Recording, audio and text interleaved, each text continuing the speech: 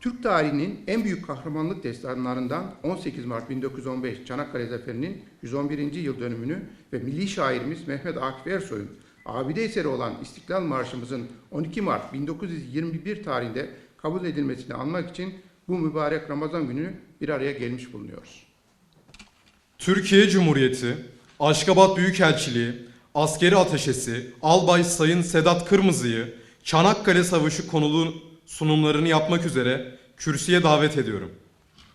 Bugün Türk tarihine altın harflerle yazılan Çanakkale Zaferi'nin 111. yıl dönümünü kutlamanın ve bugünlere erişmemiz için en değerli varlıklarını feda etmekten çekinmeyen aziz şehitlerimize karşı kutsal görevimizi yerine getirmenin gururunu yaşıyoruz.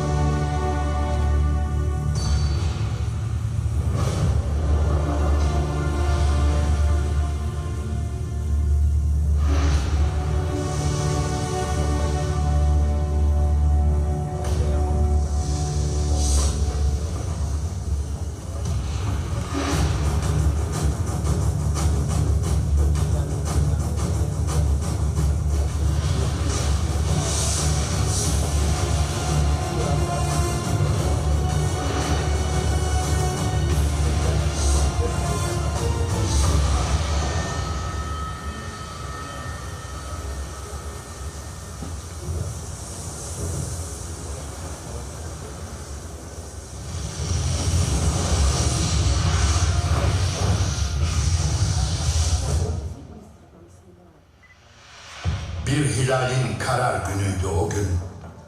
Ya ebediyete kadar kara bulutların arkasında kaybolacaktı, ya da yaracaktı kara bulutları, sonsuza dek var olacaktı. O gün yıldızların da karar günüydü. Ya teker teker kayacaklardı gökyüzünden yokluğa,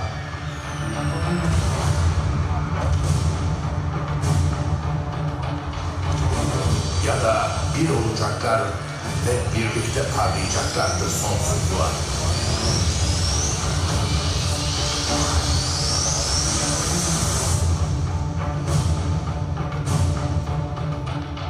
O gün kutlu sancağın karar günüydü.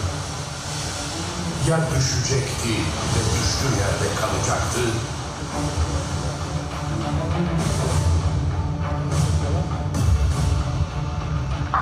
ya da kalkacaktı ayağa, ebediyen dalgalanacaktı.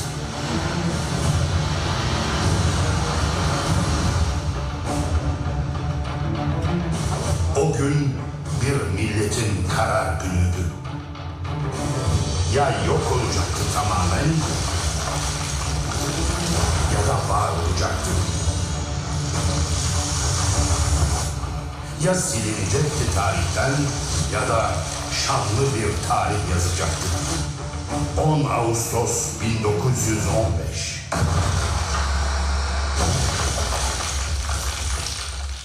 O saat sabaha karşı 4:30.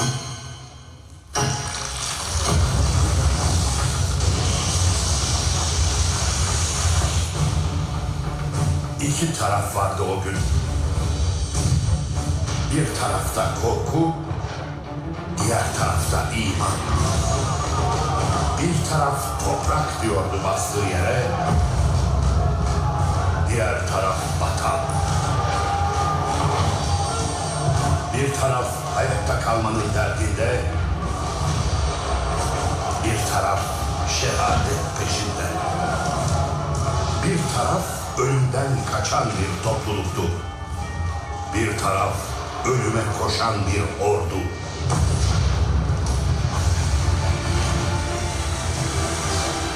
Bir tarafta uzaklardan talimat veren bir general, diğer tarafta ön safta savaşacak bir albay. Bir tarafta General Hamilton, diğer tarafta Albay Mustafa Kemal.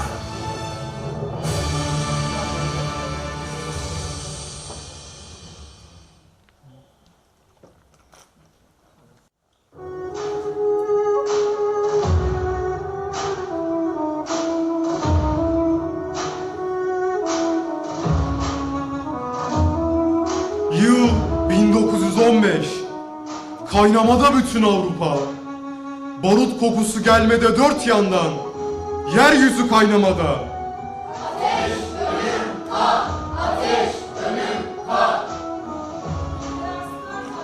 Ömrünü insanlık adına insanoğlu veriyor belki son soluğunu. Savaş çığlıkları yükseliyor gökyüzüne. Analar, bacılar, dedeler kan ağlamakta beride. Karar vermiş düşman, şu boğazların sahibi olacakmış. Bugün değilse yarın, geçip Çanakkale'de İstanbul olacakmış. Sonra da adamın mirasını bölüşecekmiş. Boşalmış 5 kıtanın bütün denizleri. Çanakkale olmuş sanki geçit yeri. 7 düvelden gelmiş her biri. Fakat bu hesapta aldanıyorlar. Her hasta mutlaka ölmez. Türk'ü öldü sanmada haksızlar. Daha dün Türk'tü dünyanın efendisi. Ne çabuk unutmada insan hafızası. Asırlarca söylenirken dillerde bizim şarkımız. Medeniyet bizimle doğdu. Hakka merdiven oldu ırkımız. Son rütbemizde şehadet. Ölümden yoktur korkumuz. Birlik olur, ölümüz, dirimiz, çelikten bir orduya bedeldir ırkımız. Ben ezelden beri hür yaşadım, hür yaşarım. Hangi çılgın bana zincir vuracakmış? Şaşarım, kükremiş sel gibi. Ben gibi çiğner aşarım. Yırtarım dağları, enginlere sığmam, taşarım. Her bucaktan mantar gibi bitiyor çelik ordular. Denizden, gökten Çanakkale'yi topa tutuyorlar. Aç toprakları koç yiğitlerin bedenleriyle doyuruyorlar. Adım atamaz siperden öteye düşman. Ölmeden en son kahraman. Gerekirse 15 yaşındaki yiğitlerimiz devralır bu kutlu nöbeti.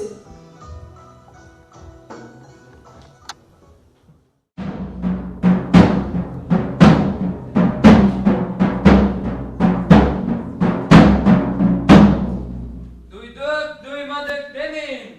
Düşmanın kara çıkartması hasıl olmuştur. Eli silah tutan herkes ve lise talebeleri cepheye gidecektir. Duyduk, duymadık demeyin.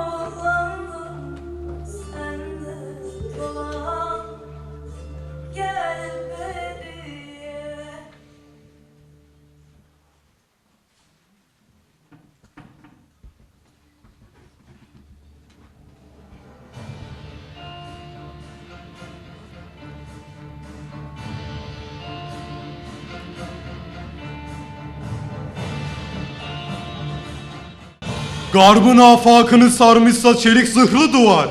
Benim iman dolu göğsüm gibi serhatim var. Ulusun, korkma, nasıl böyle bir imanı boğar? Medeniyet dediğin tek dişi kalmış canavar. Yola çıkarken hiçbirimiz geri dönmeyi düşünmedik. Bu vatan uğruna can vermek onurdur, şereftir bize. Bayrakları bayrak yapan üstündeki kandır. Toprak, eğer uğrunda ölen varsa vatandır. Bir tarih atıyor Mehmetçiğin ayaklarının altında. Düşen bir asker, dirilen bin yürek. Arkadaş, yurdum alçakları uğratma sakın. Siverek gölgeni, dursun bu hayasız yakın. Doğacaktır sana vaat ettiği günler hakkın. Kim bilir, belki yarın, belki yanından da yakın. Bir tarih yazılıyor. Kanla, canla. Cihan bekliyor heyecanla. Şu boğaz harbi nedir? Var mı ki dünyada eşi? El keşif orduların yükleniyor dördü beşi. Tepeden yol bularak geçmek için Marmara'ya kaç donanmayla sarılmış ufacık bir karaya. Nasıl tutsak olur bu vatan? Nasıl tutsak olur bu gök? Nasıl tutsak olur bu dağ, bu taş, bu ova? Nasıl tutsak olur bu vatanda yaşayan millet? Son neferi ölmeden. Ben Afyon'dan Ali. Ben Urfa'dan Hasan. Ben Trabzon'dan Osman. Ben Sivas'tan Bekir. Ben Yozgat'tan Mehmet. Ölmeye geldik, emret komutanım. Ben size taarruzu değil, ölmeye emrediyorum deyince Mustafa Kemal erlerine, hepsi gülerek koştu ölüm siperlerine.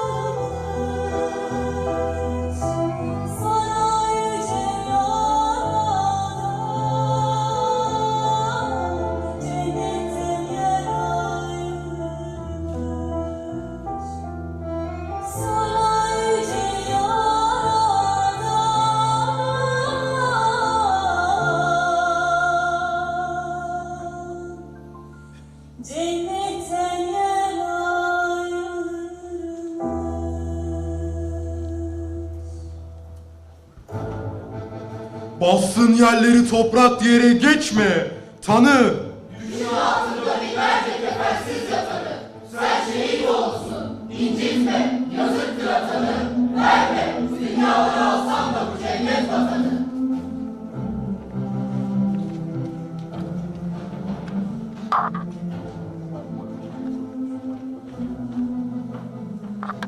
Bir ölür, bin diririz.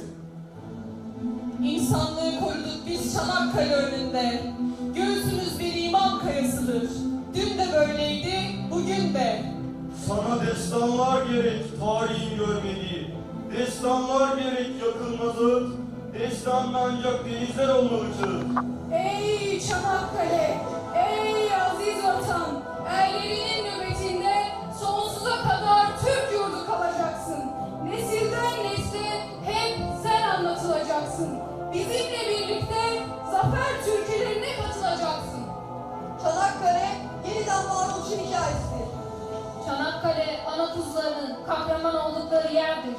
Çanakkale tarihe altın harflerle geçilmez yazılan yerdir. Anadan geçilir mi? Geçilir. Yardan geçilir mi? Geçilir.